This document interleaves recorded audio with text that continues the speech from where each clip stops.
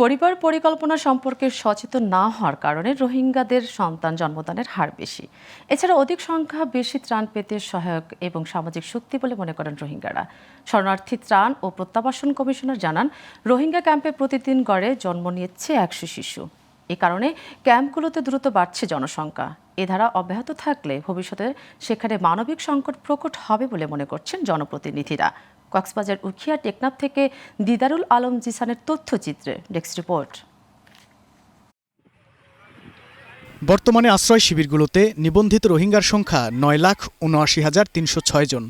নিবন্ধনের বাইরে 2 লাখের বেশি রোহিঙ্গা রয়েছে। দেখা যায় 12 লাখের চেয়ে বেশি রোহিঙ্গা বসবাস করছে 34টি রোহিঙ্গা ক্যাম্পে। এর মধ্যে 52% শিশু। অধিক জন্মহারের কারণে প্রকট হচ্ছে শিশু ও মাতৃস্বাস্থ্য সমস্যা।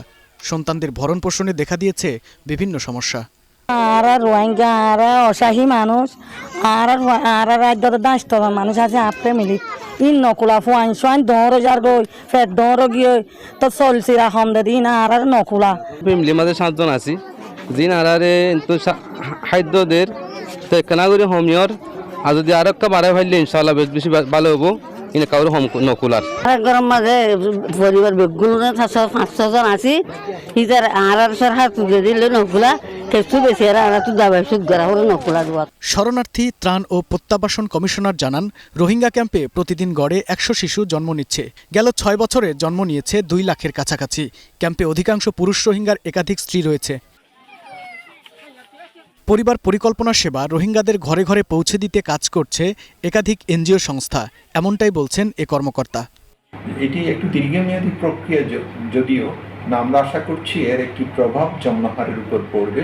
আমাদের টার্গেট হচ্ছে বাংলাদেশে যে জন্মহার আছে অন্তত এই পর্যায়ে সেটি টেনে নিয়ে আসা।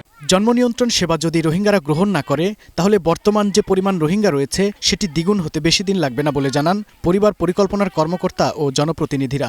রোহিঙ্গাদের ক্ষেত্রে পরিবার পরিকল্পনা একটা বড় একটা বিষয়, কারণ এদের এভারেজ ফ্যামিলি সাইজ 5-এর কাছাকাছি এবং টিএফআর যে রেটে আছে এটা যদি চলতে থাকে তাহলে এটা সংখ্যা কিন্তু ডাবল হতে বেশি দিন লাগবে না।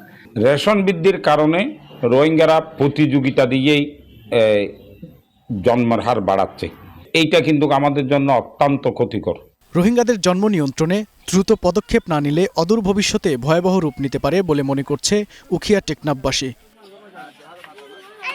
Global television news desk.